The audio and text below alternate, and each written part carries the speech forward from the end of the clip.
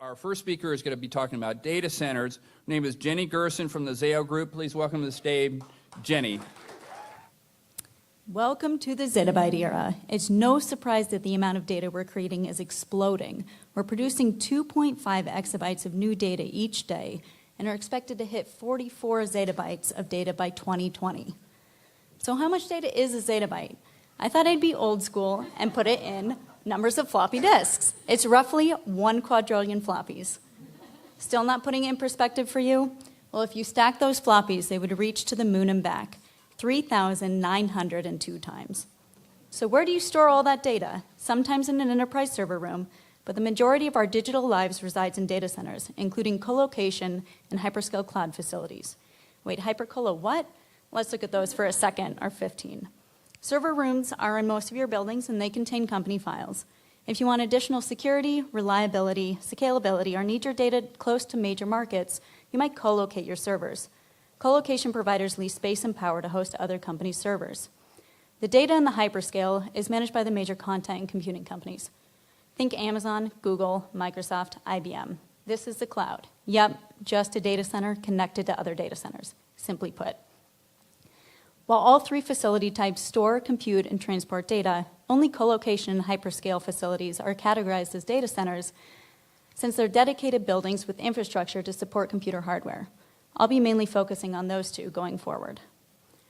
Data centers need to be operational 24/7. I mean, how else are you going to search for that old email or find a new date on Tinder or maybe take care of business more important than that at any hour of the day? This requires redundant power and cooling systems, including power distribution units, uninterrupted power supplies, computer room air conditioners and handlers, switches, backup generators, walls of batteries, cooling towers, chillers, condensers, and the list goes on. But said another way, all of those photos you store to the cloud require a massive amount of energy. U.S. data centers are consuming over 70 billion kilowatt hours of electricity a year, not just enough to power a city, but enough to power the entire country of Austria. This isn't a doomsday talk, though. Data centers are making huge leaps in energy conservation. While usage in U.S. data centers originally expected to exceed 130 billion kilowatt hours by 2020, new estimates are projecting only 73 billion due to emerging trends. What's caused this leveling off in energy consumption at data centers? Certainly not a slowdown in our data production. Rather, it's due to two main things. One, advances in efficient technologies and design, and two, changes in how data is used, stored, and managed.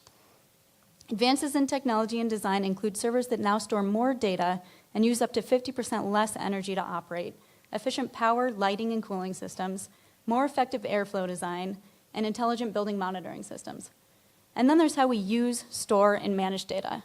Putting servers in colocation facilities allows for shared use of power and cooling equipment, rather than each company replicating those same systems at their offices. It's simple economies of scale. Even more efficiencies are seen for data in the cloud, where both infrastructure and server resources are shared.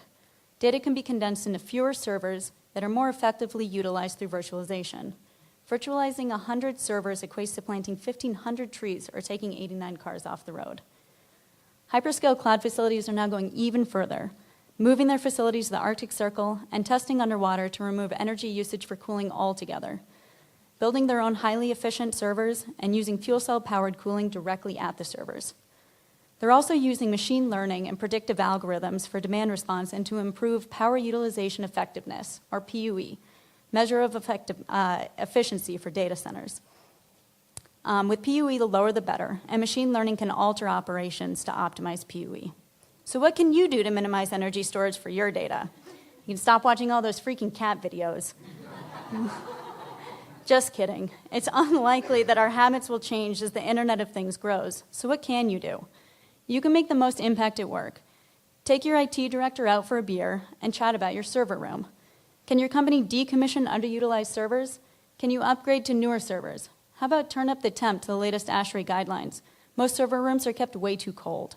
Even better, suggest your company move their data to a local colo facility or manage your data in the cloud.